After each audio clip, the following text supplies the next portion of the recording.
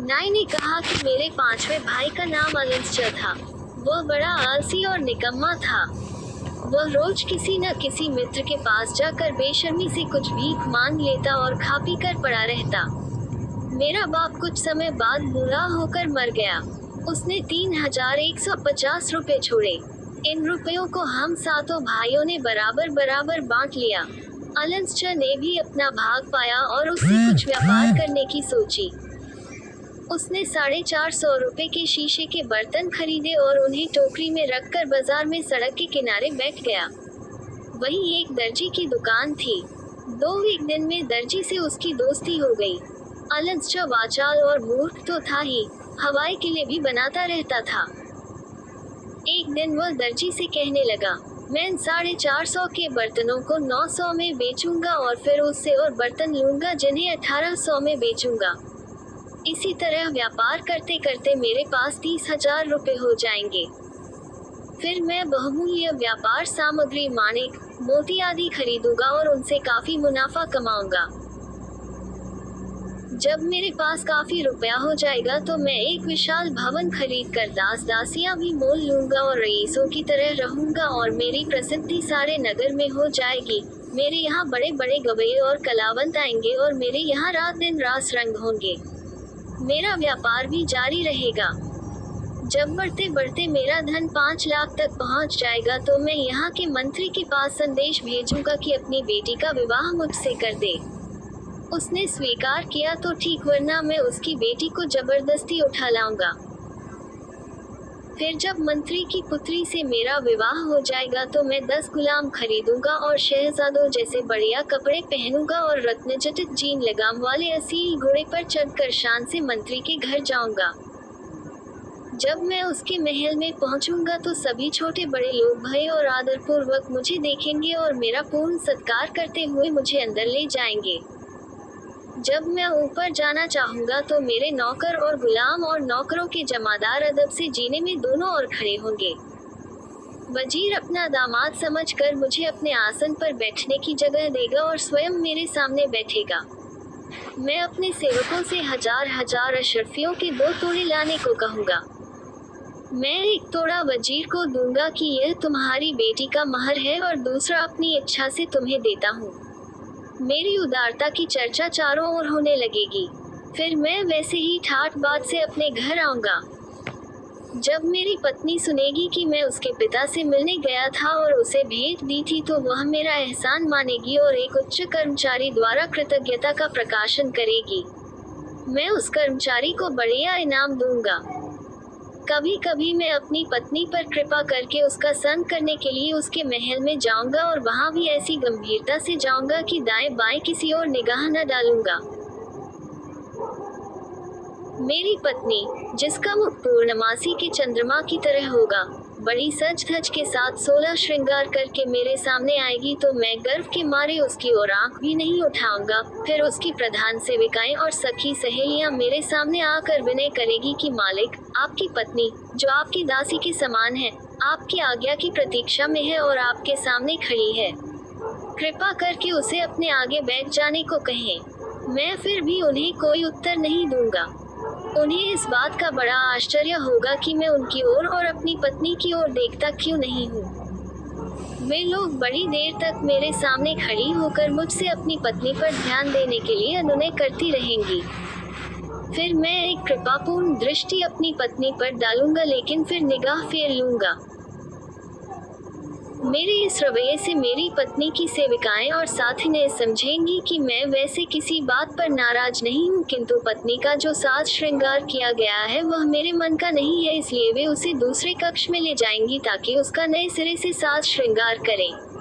इतने समय में मैं भी उठकर नए कपड़े पहन लूंगा। शयन कक्ष में जाने पर भी मैं अपनी पत्नी से पूर्ण उपेक्षा का बर्ताव करूंगा। मैं उसकी ओर एक दृष्टि भी नहीं डालूंगा और उससे एक बात भी नहीं करूंगा। मैं पलंग पर उसकी ओर पीठ करके सो रहूंगा। मेरी पत्नी रात भर इस उपेक्षा से दुखी होकर आंसू बहाती रहेगी और सवेरा होने पर अपनी माता यानी मंत्री की पत्नी से रो रो कर कहेगी कि मेरे पति ने रात में मेरे साथ गर्व और उपेक्षा का बर्ताव किया। उसकी माँ उसे दिलासा देगी, फिर मेरे महल में आकर सम्मान पूर्वक मेरा हाथ चूमेगी और कहेगी कि जमाई राजा, मेरी बेटी पर इतना अत्याचार न करो कि उसकी ओर देखना ही छोड़ दो। उसका अगर कोई कसूर है तो बताओ, मैं उसे दंड दूंगी। वैसे ये तो कहने की जरूरत नहीं कि वह तुम्हारी दासी है और तब मन से तुम्हारी सेवा करना उसका कर्तव्य है। तुम उस पर एक बार तो कृपा दृष्टि करो, उसके इस अनुनय विनय का मुझ पर कोई असर नहीं होगा। फिर मेरी सास मेरे पास आकर मेरा पाँव चूमेगी, मैं इस पर भी टस से मस नहीं हूँगा। फिर मेरी सास शराब का एक प्याला भर कर मेरी पत्नी को देगी कि अपने पति को पिला दो, शायद इससे वह तुमसे प्रसन्न हो जाए। मेरी पत्नी मेरे सामने आकर प्याला लिए बहुत देर तक भयभीत सी खड़ी रहेगी। फिर वह कहेगी कि आपको उसी भगवान की सौगंध है जिसने आपको इतना ऊंचा बनाया है कि इस दासी के हाथ से मद्यपात्र लेकर पिए। मैं उसकी इस बात को बदतमीजी समझूंगा और उसके मुंह पर एक तमाचा लगाऊंगा और उठकर उसके इतने जोर से लात मारूंगा कि वह दालान से नीचे गिर पड़ेगी। मेरा भाई अपनी कल्पना में इतना खो गया कि उसे अपनी स्थिति का भी ध्यान नहीं रहा। उसने उठकर उसी टोकरे पर, जिसमें उसके शीशे के बर्तन रखे हुए थे, जोर की लात जमाई। टोकरा सड़क पर जा गिरा और उसमें के सारे बर्तन टूट फूट कर बिखर गए। दर्जी, जो उसकी बकवास को मजे लेकर सुन रहा था, हंसते हंसते लोटपोट हो गया। उसने मेरे भाई से कहा, मूर्ख अभागे, तुझे मालूम है कि तेरी यह हानि क्यों हुई है? तूने इतनी सम्मानित और सुंदर स्त्री का जो अपमान किया, यह उसी का फल है। अगर मैं तेरे श्वसुर यानी मंत्री की जगह होता तो ऐसी बदतमीजी पर तेरे 100 कोड़े लगवाता और गधे पर बिठाकर सारे शहर में घुमाता कि लोग तुझे दंडित अपराधी के रूप में जान जाएं। मेरे भाई को भी अपने माल की बर्बादी देखकर बड़ा दुख हुआ और वह रोने चिल्लाने लगा। बहुत से लोग उस समय जुमे की नमाज के लिए मस्जिद की ओर आ रहे थे। उसका रोना पीटना सुनकर वहां भीड़ इकट्ठी हो गई। लोग पूछने लगे कि क्या बात है। जब दर्जी ने उन लोगों को पूरा हाल बताया तो वे सब भी हंसने लगे और मेरे भाई का मजाक उड़ाने लगे।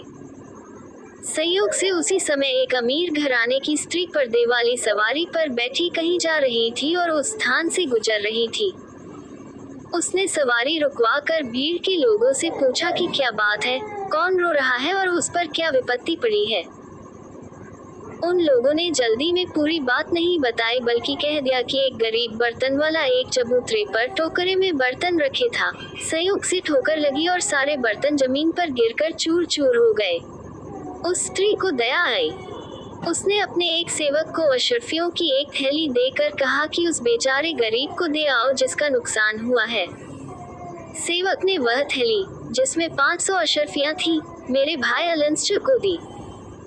उसने थैली पाकर बड़ी प्रसन्नता व्यक्त की और उस दानी स्त्री को बहुत से आशीर्वाद देकर थैली लेकर अपने घर चला आया। कुछ ही देर में उसका दरवाजा किसी ने खटखटाया। उसने दरवाजा खोला तो देखा कि एक बुढ़िया खड़ी है। बुढ़िया ने कहा, बेटा, नमाज का समय हो गया है, मुझे एक लोटा पानी दो तो मैं वजू करके नमाज पढ़ लूं। मेरे भाई ने देखा कि वह काफी बूढ़ी है, इसलिए नितांत अपरिचित होने पर भी उसने उसे लाकर पानी दिया। बुढ़िया नमाज पढ़कर मेरे भाई के सामने आए और उसके सामने ऐसे झुकी जैसे नमाज में भगवान के समक्ष झुकते हैं, और फिर उठकर उसे बराबर आशीर्वाद देती रही। मेरे भाई ने उसके फटे कपड़े देखकर समझा कि यह भीख मांग रही है। उसने अशर्फियों की थैली निकाली और उसे 2 अशर्फियां देने लगा। बुढ़िया ने वे अशर्फियां नहीं ली। मेरे भाई अलंसचर ने बिगड़ कर पूछा कि क्या तू इतनी भीख से भी संतुष्ट नहीं है? बुढ़िया ने कहा कि तुमने गलत समझा कि मैं भिखारिन हूँ। मैं तो अति धनवान और सुंदर युवती की नौकरानी हूँ। वह मुझे बहुत कुछ देती है और मुझे भीख की जरूरत नहीं है। मेरा भाई मूर्ख तो था ही, उस बुढ़िया के फरेब को न समझा और उससे कहने लगा कि हमें भी अपनी मालकिन को दिखाओ। इसके लिए वह उसे इनाम देने लगा। बुढ़िया हंसकर बोली, तुम यह इनाम रख लो और मेरे साथ चलो। तुम मेरी मालकिन को तो देखोगे ही, ये भी संभव है कि तुम्हारी सुंदरता देखकर वह तुमसे विवाह कर ले। ऐसा हुआ तो तुम वास्तव में भाग्यशाली हो जाओगे, असंख्य धन और अनिंद्य सुंदरी के स्वामी।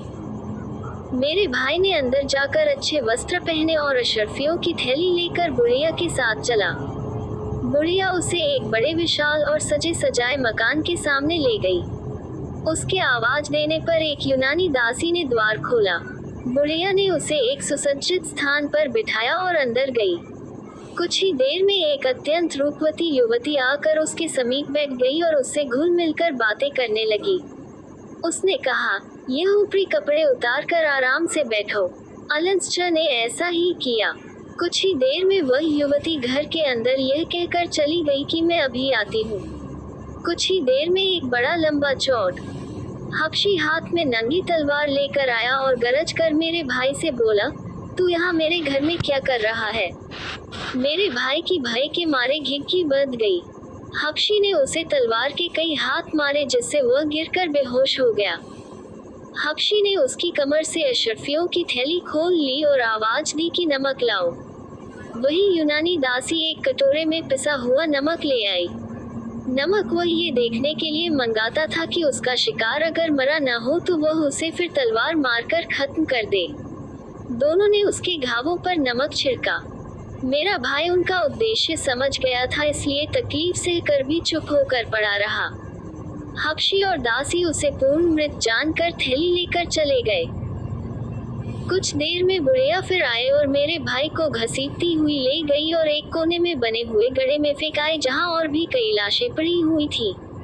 मेरा भाई इस अरसे में तकलीफ की वजह से बेहोश हो गया था। गड्ढे में फेंके जाने के कुछ देर बाद उसे होश आया।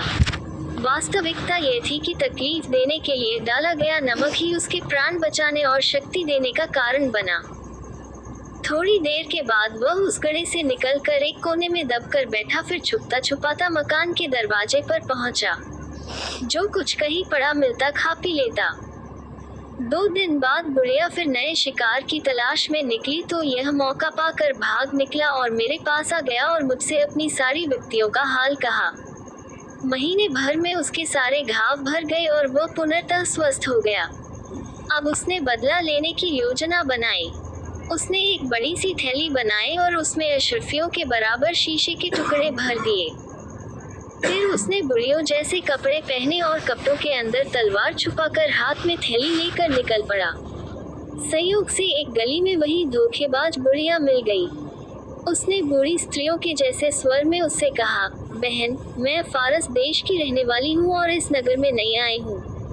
मेरे पास 500 अशर्फियाँ हैं। मैं चाहती हूँ कि उन्हें परख और तौल कर देख लूँ कि पूरी और ठीक है या नहीं। तुम कहीं से मेरे लिए सिक्के तौलने का तराजू ला दो। उसने उत्तर दिया, बहन, तुम मेरे साथ चली आओ। मुझसे अधिक विश्वसनीय व्यक्ति इस नगर में कोई नहीं है। मेरा पुत्र सर्राफे का काम करता है। वह तुम्हारी अशर्फियाँ भली भांति तौल और परख देगा। लेकिन जल्दी करो, ऐसा न हो कि वह घर से अपनी दुकान को चला जाए। वह पापिन मेरे भाई को उसी घर में ले गई जिसमें पहले ले गई थी। यूनानी दासी ने पहले की भांति द्वार खोला और मेरे भाई को अंदर ले जाकर एक अच्छी जगह बिठा दिया। बुढ़िया ने कहा, तुम यहीं बैठो, मैं अभी अपने बेटे को लेकर आती हूँ। कुछ ही देर में उसका तथाकथित पुत्र यानी वही हत्यारा हबशी आया और कहने लगा कि भाई, मेरे साथ चलो। मेरा भाई अलेक्जेंडर बुढ़िया के वेश में उसके पीछे चल दिया। रास्ते में जब वह हबशी लापरवाह हो गया तो मेरे भाई ने तलवार निकाल कर ऐसा हाथ मारा कि उसका सिर कटकर अलग जा पड़ा। अलेक्जेंडर ने उसका सिर और धड़ दोनों खींचकर उसी गड्ढे में डाल दिए। इतने में यूनानी दासी बर्तन में पिसा नमक लेकर आई, किंतु बुढ़ियों के वस्त्र पहने नंगी तलवार लिए पुरुष को देख बर्तन फेंककर भागने लगी। मेरे भाई ने झपट कर उसे पकड़ा और उसका सिर काट दिया। दौड़ भाग और चीख पुकार सुनकर वह बुढ़िया भी वहां आ गई, लेकिन वहां का हाल देखकर जान बचाकर भागने लगी। मेरे भाई ने दौड़कर उसे पकड़ा और कहा, दुष्टा कुकर्मिनी, तूने मुझे पहचाना या नहीं? बुढ़िया कांपती हुई बोली कि मैंने तुम्हें कभी नहीं देखा, पहचानूंगी कैसे? मेरा भाई बोला, तूने देखा कैसे नहीं है? मैं वही हम जिससे तूने उस गली में नमाज के लिए पानी मांगा था और फिर यहाँ लाकर अपनी समझ में मरवा डाला है। बुढ़िया हाथ जोड़कर और गिड़गिड़ा कर कहने लगी कि मेरा अपराध क्षमा कर दो। किंतु मेरे भाई ने उस पर दया न की और उसके भी 4 टुकड़े कर दिए। अब मेरे भाई ने उस सुंदर युवती की तलाश की जिससे उसने पहले प्रेमालाप किया था। वह एक अन्य कक्ष में मिली और मेरे भाई को देखकर कांपने लगी। मेरे भाई ने उसे निरपराध जानकर उससे कोई कटु वाक्य न कहा बल्कि सांत्वना दी और पूछा, सुंदरी, मैंने उन दोनों बदमाश स्त्रियों और हक्षी का अंत कर दिया है। अब तुम बताओ कि तुम कौन हो, कहाँ की रहने वाली हो और इन अत्याचारियों के फंदे में कैसे फंस गई। उसने उत्तर दिया, मैं एक धनी व्यापारी की पत्नी थी। ये बुढ़िया कभी कभी मेरे घर आती थी लेकिन मुझे यह नहीं मालूम था कि यह कौन है और क्या करती है। एक दिन इसने आकर मुझसे कहा कि मेरे घर विवाह है, तुम उसमें शामिल होने के लिए चलो। इसके बहुत अनुनय विनय करने पर मैं इसके साथ उत्तम उत्तम वस्त्रभूषण पहनकर और 100 अशर्फियां लेकर यहाँ आ गई। यहाँ से इन लोग ने मुझे अपने घर न जाने दिया और इसी हक्षी के साथ सहवास के लिए मजबूर किया। 3 वर्ष से मैं यही रहती हूँ। इस हक्षी से और इन लोगों के कुकृत्यों में विवशता पूर्वक शामिल होने से मैं बड़ी दुखी थी किंतु कुछ कर नहीं पाती थी। मेरे भाई ने पूछा कि इन लोगों ने भोले भाले लोगों को मारकर कितना धन जमा किया है। उसने कहा कि धन तो इतना है कि तुम सारी आयु आराम से रह सकते हो। ये कहकर वह उसे कई कमरों में ले गई जहाँ पर कई संदूक मुद्राओं आदि से भरे थे। मेरे भाई की ये देखकर आंखें फट गईं। उस स्त्री ने उससे कहा कि तुम बाहर जाकर कुछ मजदूर ले आओ तो हम लोग ये सब यहाँ से उठाकर ले चलें। मेरा भाई बाहर जाकर बाजार की तरफ दौड़ गया और कई मजदूर लेकर आ गया किंतु उसे देखकर आश्चर्य हुआ कि इतनी देर में वह स्त्री संदूकों के समेत गायब हो गई। केवल एक कोने में अनुमानतः 500 अशर्फियों के मूल्य का सामान पड़ा हुआ था। मेरे भाई ने सोचा कि चलो, जो कुछ हाथ आया वही बहुत है और मजदूरों से वही सामान उठवा कर अपने घर आ गया। दुर्भाग्य से मजदूरों को लाने के बाद उसने उस घर का दरवाजा बंद नहीं किया था, न बाहर जाने पर घर को ताला लगाया। अतएव आसपास के लोग वहां आ गए और मजदूरों को सामान उठाए हुए जाते देखकर और घर को खाली पाकर काजी के यहाँ चले गए और उसे सारा मामला बता दिया। मेरा भाई अपने घर में एक रात निश्चिंत होकर सो रहा था कि कई सिपाही आए और उसे पकड़कर काजी के पास ले गए। काजी ने उससे पूछा कि यह सामान कहाँ मिला। उसने कहा कि मैं ये सारी बातें सच सच आपको बताऊंगा किंतु आप यह आश्वासन दें कि मुझे दंड न दिया जाएगा। काजी ने कहा, सच बोलने पर मैं तुझे दंड न दूंगा। अतएव मेरे भाई ने सारी घटनाएं उसे आद्योपांत बता दी। काजी ने अपने सेवकों को भेजकर मेरे भाई के घर से सारा सामान उठवा मंगाया और उसे अपने घर भिजवा दिया और उसमें से मेरे भाई को कुछ भी नहीं दिया।